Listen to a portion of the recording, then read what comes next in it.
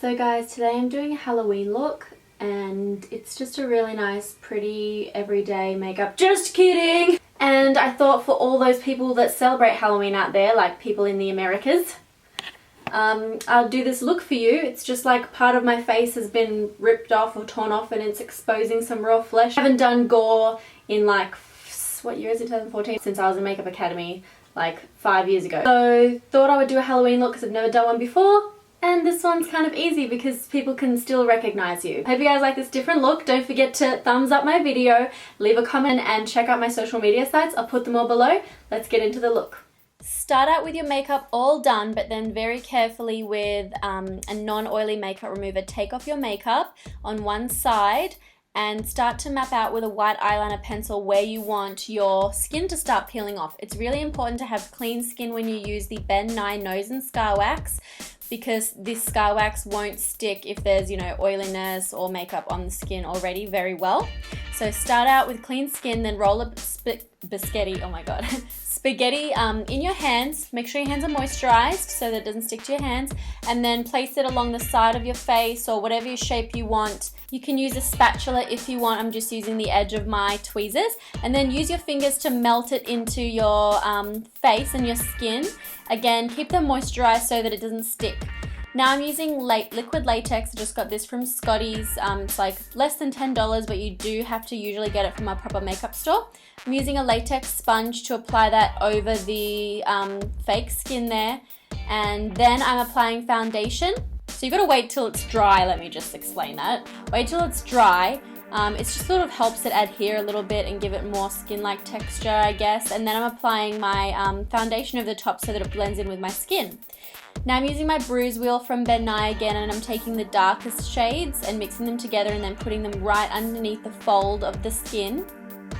And that's going to add some depth so it makes that part recede, and then it makes it look like the skin's actually sort of folding up. Now I'm adding texture, and I'm just using this stuff that was actually, it's from a sewing shop. I don't know what it's for. I'll list it below. I'm just using Spirit Gum to stick it down and flatten it out a little bit, but this adds the texture and it's quite fibrous, and so is natural muscle, so it looks like natural muscle when you paint it. I'm also adding some pulled apart pieces of cotton wool. They're really good as well to add texture to the skin, because you do want to make sure that it's lumpy and all that kind of stuff, and fibrous like natural muscle. So add that texture, and then again I'm setting it with, I either use the Spirit Gum or the liquid latex. So right now I'm just adding some splattered blood effect and a graze using a stipple sponge, and the Bruise Wheel I'm just taking like the red color and part of the purple color just to add like that graze up there, which looks really cool. Then with a little sponge I'm taking dark blood colors and just roughly texturizing the muscle underneath, and just taking the different colors to make it all different. Under my neck there, I just felt like it was weird to just have it coming out of nowhere, so I'm adding some latex, and what this does is it creates like a film, right? I'm putting 2 layers on. You wait till it's dry, then you add another layer, and then once it's dry, you take like some tweezers or something and you can start pulling pieces away, and it starts to peel off so it looks like skin's actually peeling away. Then I take some foundation and apply it over the top so it looks like my skin again.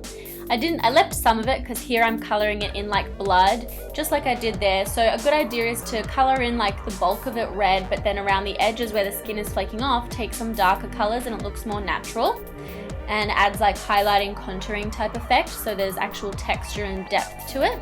There's a bit of a flaky, looks pretty cool. Now this stuff is like thick blood, and it's kind of like a jelly, so it's like shiny and thick, and it's like clotted blood. So I took that on the same brush and just applied it in certain areas, like around the rim there where it would have the congealed blood, and then smearing a little bit over the grays so that it looks natural, and getting it right into the hair and just clotting it sort of all the way around quite thickly. So I'm layering up the blood. I've got like the paint, and then I'm adding the congealed blood, and then soon I'm gonna start adding like the dripping blood, like the fresh blood. So this looks really cool, and I love this part. Yeah, so I got this, it's by Nye, and it's actually just called Thick Blood. So I was just playing around with it and applying it sort of anywhere. Here I'm taking the Blood Effects gel, and you've got to heat this up like in the microwave. Sorry, not in the microwave, but in some hot boiling water. And then it becomes like liquid and then sets. So it's really, really cool stuff. I'm just taking it and I dripped some from like the opening of the wound. I kind of imagined that it started up there, the graze was, and then it ripped down the side of my face somehow. So I did some cool drips there. Had to tilt my head back here because I wanted it to set without getting all over my eye. So I tilted my head back and let that set, and also put some on my ears and then let it drip down my neck a bit. Put some on my face as well, but then I took it off. And that's it. Unfortunately, some of it was peeling off here and I didn't realize, but I had just gone to pick up my little sister from uni. That took like 45 minutes, so it did start to come off. Sorry about that, but that's it. How much blood is too much blood?